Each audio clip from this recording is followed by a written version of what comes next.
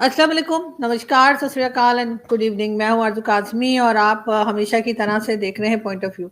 हमारे साथ हैं जी आपके जाने पहचाने डॉक्टर अमजद अय्यूब मिर्ज़ा साहब। बहुत शुक्रिया डॉक्टर साहब कि आज आप आए। Thank you so much. याद रखने का बहुत शुक्रिया, बुलाने का शुक्रिया।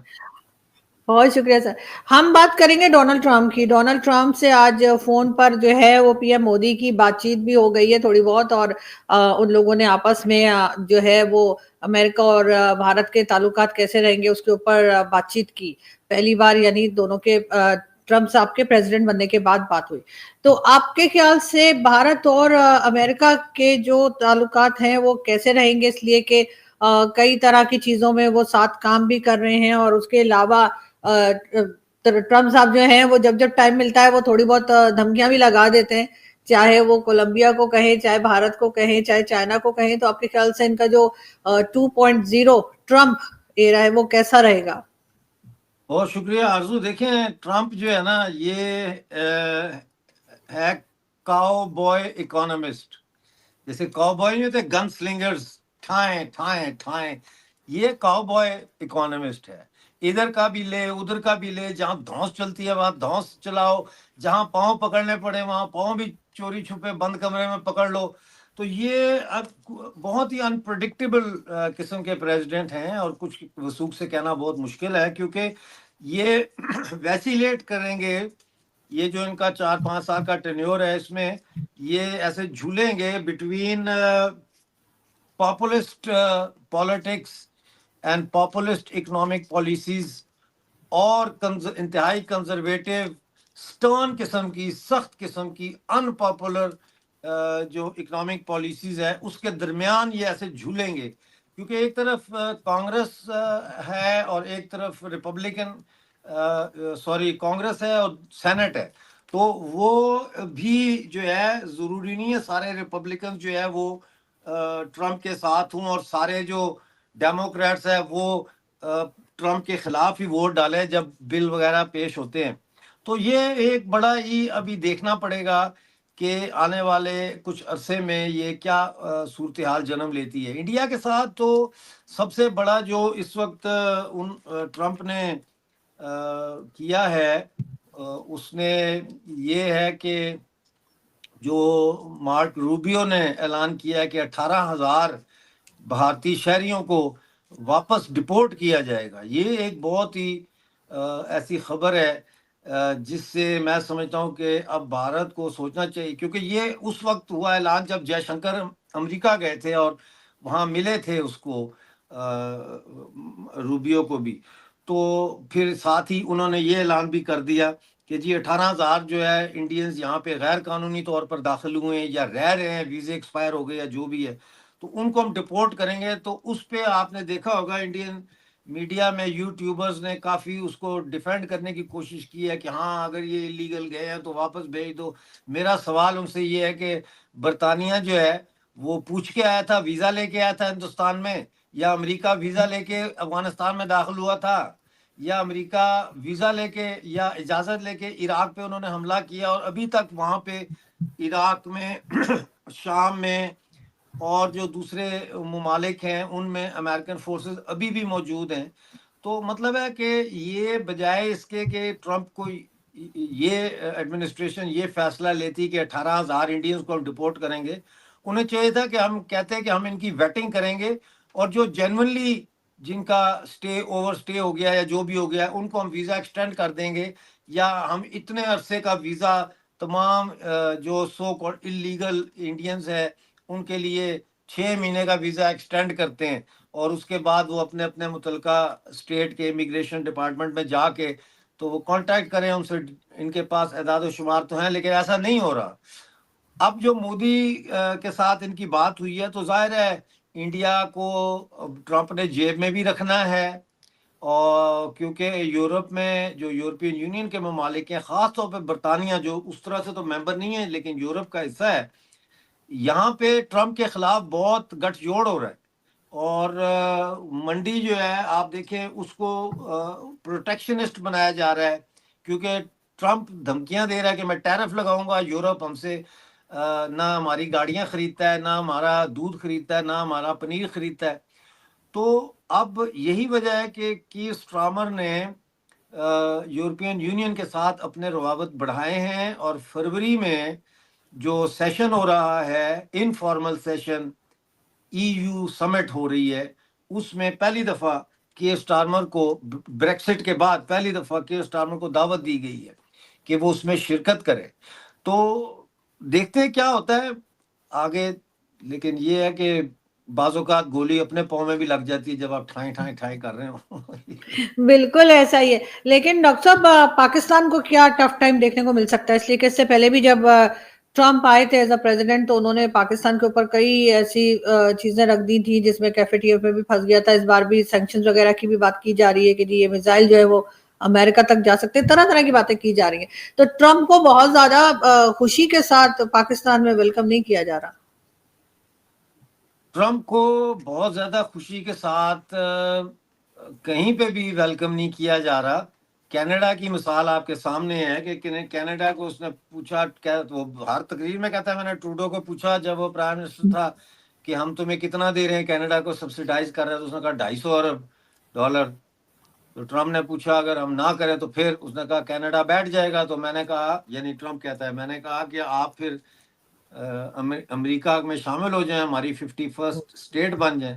उधर ग्रीनलैंड जो है उसको भी वो हड़पना चाहते हैं, जिसकी वजह से डेनिश सरकार जो है और जो स्कैंडिनेवियन कंट्रीज हैं इनमें बहुत जो है बेचैनी पाई जाती है। इसी तरह से मिडल ईस्ट में आप देख लें, इसने कहा था कि अगर आप लोगों ने कोई फैसला ना किया, जंग बंद ना की, तो ऑल हेल विल ब्रेक। तो मतलब है वो भी इतने खुश नहीं है। इजराइल वालों ने तो जंग बंद कर दी है, लेकिन इजराइल के अंदर नेतन्याहू के खिलाफ बहुत ज्यादा गुस्सा पाया जाता है, क्योंकि इस इतनी बड़ी जंग का नतीजा कुछ नहीं निकला। हमास जैसी भी लूली लंगड़ी वो अभी भी मौजूद है। कैदी जो ले गए थे ये वहां से उठा के होस्टेजेस, वो भी नहीं छोड़ सके। जो जमीन थी जिस पे कब्जा करना चाह रहा था इसराइल, जैसे कि गोलान हाइट्स है या वेस्ट बैंक की कुछ इलाके हैं, वो भी नहीं हो सका। तो बहुत सारे सवाल उठ रहे हैं इस बात पे कि आप क्यों आए दबाव में ट्रम्प के। इसी तरह से पाकिस्तान है। पाकिस्तान देखिए, पाकिस्तान का एक अपना ही जो है ना, एक्सक्यूज मी, तरीकाकार है।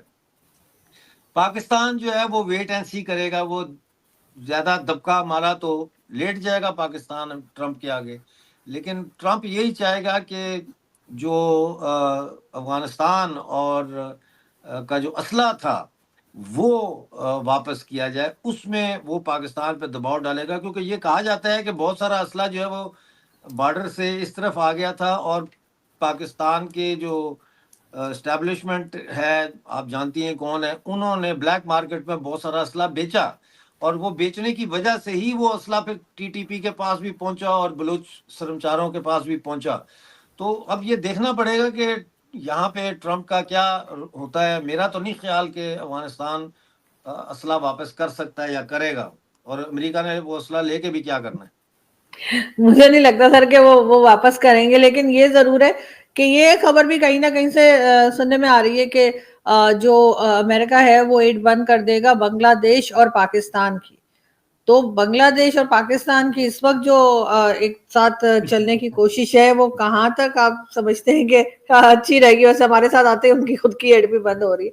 तो ये खबर भी चल रही है, मतलब काफी कहा मैंने जा देखा रहा है कि था, बांग्लादेश पे भी टफ आएगा जी। मैंने आपका वो प्रोग्राम देखा था जिसमें आप कह रही थी कि बांग्लादेश के वीजे अगर कर दिए, खोल दिए, तो उससे क्या फर्क पड़ता है। को अमेरिका का होता, यूरोप का होता, इधर हाँ, उधर का होता, तो बात भी थी। वहां कौन कौन जाएगा? जाएगा, आपने कहा ना, हाँ। कौन जाएगा बांग्लादेश में, क्या करने जाएगा। तो बात यह है कि दो लंगड़े हैं, हम्म। और अब ये दोनों इकट्ठे होके सोच रहे हैं कि इन दो दो लंगड़ी टांगों पे ये चलेंगे। ऐसा नहीं होता। बहुत टेंशन चल रही है। आईएसआई के चीफ का जो दौरा हुआ है अभी पिछले हफ्ते बांग्लादेश का, उसके बाद इंडियन मीडिया में ये बातें आ रही हैं कि जी इंडिया के, बांग्लादेश और इंडिया के बॉर्डर पे तकरीबन 130 किलोमीटर तक पाकिस्तान की आईएसआई के लोग आके बैठ गए हैं। और फिर मगर ढाका सर ये हिल्स जो इंडियन है, मीडिया की खबर है सर, अभी हमारे इस तरह की कोई न्यूज है नहीं। लेकिन अमेरिका का क्या रवैया होगा दोनों कंट्रीज के साथ? एड बंद करने की बात की जा रही है, क्या वाकई में बंद हो जाएगी? वो एड बंद नहीं करेगा, मेरा ख्याल है टैरिफ बढ़ा देगा। टैरिफ, वो कहता है ना कि हम सैंक्शंस लगा के क्यों अपने लिए अपना सामान भेजना बंद करें, हम टैरिफ बढ़ाएंगे। तो ऑलरेडी कोलंबिया का मेरा ख्याल है 20% टैरिफ उन्होंने बढ़ा दिया है। तो इसी तरह से ये पाकिस्तान और बांग्लादेश को कहेंगे ठीक है, और तुमने अपना सामान अगर बेचना है अमेरिका में, तो ये टैरिफ का रेट नया है, इतने पैसे दो तो बेचो। इस किस्म के दबाव डाले जाएंगे, और इससे ज्यादा नहीं, मेरा नहीं ख्याल इससे ज्यादा वो पाकिस्तान या बांग्लादेश को कुछ टेंशन दे लेकिन सकते। सर पाकिस्तान और बांग्लादेश की आपको लग रहा है कितने दिन की दोस्ती चल रही है, इसलिए कि अफगानिस्तान के साथ भी हमने दोस्ती की थी और उसका रिजल्ट आज हम देख रहे हैं। क्या बांग्लादेश के साथ जो दोस्ती दिखाई जा रही है वो ज्यादा अरसे तक चलती दिखाई दे रही है, या बस कुछ ही दिनों की बात है, उसके बाद फिर वो अपने रास्ते और हम अपने रास्ते? वैसे तो खैर अमन रहना चाहिए डेफिनेटली, लेकिन मोहम्मद यूनुस साहब कितने अरसे टिके हुए दिखते हैं? देखिए, पहली बात तो यह है कि मोहम्मद यूनुस ने साबित किया कि वो एक कमजोर हुक्मरान है। अब हमें ये बात समझनी पड़ेगी कि बांग्लादेश में इस वक्त 3 किस्म की जो है फोर्सेस, वो आपस में उनका जो है ना वो रसाकशी कह लें वो हो रही है। एक तो वो तुलबा हैं जिन्होंने शेख हसीना के खिलाफ जो तहरीक है उसमें हरावल दस्ता का किरदार अदा किया, जिसमें यंग फीमेल स्टूडेंट्स की बहुत बड़ी तादाद है और यंग मेल स्टूडेंट्स की भी तादाद है। उनकी डिमांड ये है कि ये आइन जो है इसको मुअत्तल किया जाए और नया आइन बांग्लादेश का लिखा जाए जो डेमोक्रेटिक हो, एक्सेट्रा एक्सेट्रा, वो पूरा है। एक तो ये फोर्स इस वक्त है वहां पे। दूसरी फोर्स जो है वो बांग्लादेश आर्मी के अंदर प्रो पाकिस्तान के कुछ जर्नैल, जैसे ये फैजुर रहमान जो क्वार्टर मास्टर जनरल है बांग्लादेश आर्मी का, ये है और कुछ सीनियर ऑफिसर्स जो बांग्लादेश आर्मी के जो under the influence of Jamaat Islami है, ये हैं और प्रो अवामी लीग ऑफिसर्स जो बांग्लादेश के बनने के बाद पैदा हुए फौजी, वो ये एक उनके अंदर भी एक टेंशन चल रही है इस तरफ। और तीसरी फोर्स जो है वो है इस्लामी बुनियाद परस्तों की, जिसकी क़यादत बांग्लादेश में अब जमात इस्लामी कर रही है। अब जो जमात इस्लामी है वो चाहती है शरीयत नाफिज हो, सियासी पार्टियां चाहती हैं कि इलेक्शन हो। अब आईएसआई का जो जाना है, मुझे लगता है ये है कि ये इलेक्शन की तरफ लेके जाएंगे बांग्लादेश को, और ये अपनी जो किताब है जिसको जिसको फॉलो करते हैं पाकिस्तान में, वो ही उनको दिखाएंगे कि भाई ऐसे तुम रिक कर सकते हो, ऐसे तोड़ जोड़ करके। तो एक प्रो पाकिस्तान गवर्नमेंट जो है वो वहां इलेक्ट करवाई जाए, जो फौज के ताबे रह के तो सिलसिले को आगे बढ़ाए। ये इनकी कोशिश है कि वहाँ एक पाकिस्तान की पपेट गवर्नमेंट कायम की जाए। लेकिन मैं नहीं समझता कि ये इतना आसान है जितना आसान इसको बयान करना है। तो देखना पड़ेगा कि आगे क्या होता है। इस वक्त तो बांग्लादेश की इकॉनमी ज़ुबू हाली की तरफ जा रही है। एक ही प्रोडक्ट उनकी थी जिसकी एक्सपोर्ट पे वो इन्हिसार करते थे, वो थी गारमेंट्स की। तो वो भी तबाह हो रही है बुरी तरह से। ये कि ना, अगर आप 4 आने भी बढ़ा देते हैं उसका एक्सपेंस, तो आलमी मंडी में वो फिर बिलियंस में चली जाती है ना बात।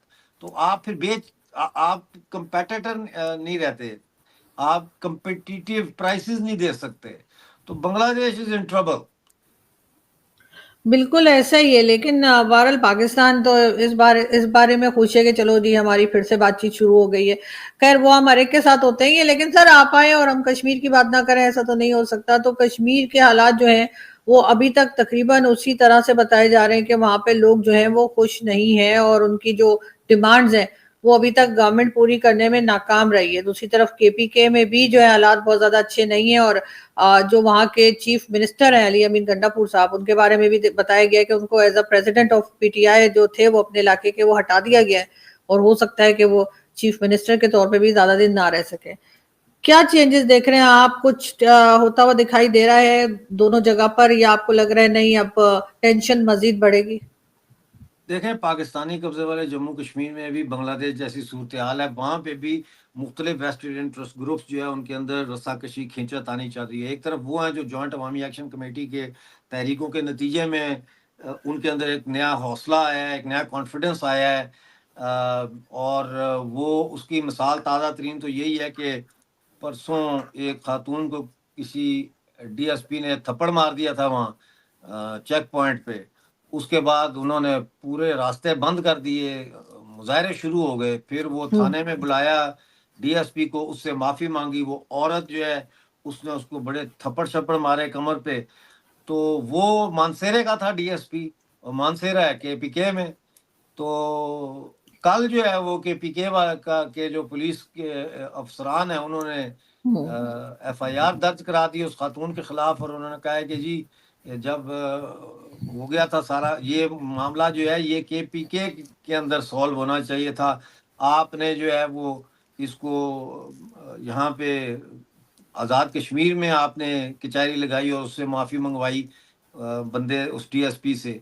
तो मतलब है वहाँ दूसरी तरफ जो है वहाँ इस्लामिक तंजीमें भी काम कर रही हैं, जिनमें मैं नाम नहीं लेता लेकिन कई तंजीमें हैं। और सबसे बड़ी जो उनका तंजीम है इस वक्त जो पीओजे के में काम कर रही है वो तहरीक तहफ़्फ़ुज़ ख़त्म नबूवत है, जो सवाए इसके के कादियानियों के ख़िलाफ़ बात करती है और इंडिया के ख़िलाफ़ बात करती है।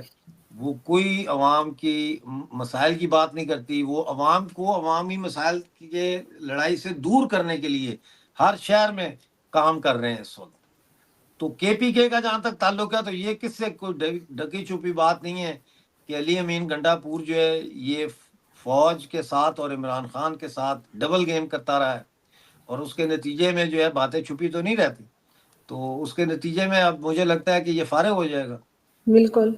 जी। वैसे तो बड़ी हैरत की बात है सर, इनको बना दिया था तभी लोग बहुत हैरान हो रहे थे, इसलिए कि इनकी एक अजीब सी रेपुटेशन रही है। आपने देखा है कि कई जगह पर पहले भी जो प्रोटेस्ट हुए और इवन इमरान खान जब प्राइम मिनिस्टर थे तब भी अली अमीन गंडापुर साहब के स्कैंडल्स तरह तरह के जो है वो सामने आते रहे। तो ऐसा लगता है इनके पास कोई और है ही नहीं जो इन्होंने इनको बना दिया था। और जितनी बार भी प्रोटेस्ट करने के लिए इस्लामाबाद आए हैं पीटीआई वाले तो ये तो बीच में गायब हो जाया करते हैं। तो देखिए ना लोगों को उस वक्त समझ नहीं आ रही। देखिए ना अब जो परवेज खटक थे उनके हाँ। जाने से केपीके में बहुत बड़ा धचका लगा है पीटीआई को। इसी तरह हाँ। पंजाब में जो इलेक्टेबल्स सो कॉल्ड थे उनकी जब धुलाई हुई है तो उसके बाद वो भी पीछे होके बैठ गए हैं, शीरीन मजारी से लेके फवाद चौधरी तक और भी लोग हैं। तो शाह महमूद कुरैशी और इमरान खान को उन्होंने बिठाया हुआ है अंदर, हाँ। और जब उनको ज़रूरत होगी तो दोनों को निकाल लाएंगे, हीरो बना देंगे, और नया नए गठजोड़ के साथ हो सकता है उनको ले आए। लेकिन अभी कुछ भी नहीं कहा जा सकता। बिल्कुल ऐसा ही है, लेकिन साथ साथ लास्ट में मैं इधर पूछूंगी, गवर्नमेंट पाकिस्तान की इस वक्त जो है वो कितने दिन की मेहमान लग रही है आपको, कुछ खैर खबर है? इसलिए कि यहाँ पर तो हर वक्त ये बात होती रहती, बल्कि कल मैं इंडियन एम्बेसी या इंडियन हाई कमीशन के जो इवेंट में गई थी तो वहां पे भी जो हमारे जर्नलिस्ट दोस्त आए थे वो यही कह रहे थे कि कुछ पता नहीं कि ये किसी दिन भी ये गवर्नमेंट जा सकती है। तो आपको ऐसा लगता है कि इनके ज्यादा दिन नहीं रह गए? कहाँ जाएगी? मतलब नई गवर्नमेंट लेकर आएंगे ये उनका कहना था, जैसे हमेशा ही गिर नहीं, जाती है, क्या कहाँ उसमें क्या जाती है नया सर? होगा? उसमें क्या नया होगा भाई? ऐसे ताश के पत्ते ऐसे ऐसे करके दोबारा बढ़ जाएंगे, कोई चीज नई नहीं है। फौज बैठी हुई है ऊपर, वो जब तक नहीं हाँ। गिरती, वो जब तक नहीं हटती, उसका नहीं, असर रसूख मगर शहबाज बाकी। शरीफ साहब आपको कितने दिन के मेहमान लग रहे हैं? शहबाज हो ना हो कोई फर्क नहीं पड़ता, और मैं इस किस्म की पेशन गोइयां करने का आदी नहीं हूँ। लेकिन हम्म। शहबाज नहीं होगा तो कोई और होगा। काम तो यही होगा, जो वो कर रहे हैं यही कर रहे हैं, वो वही होगा।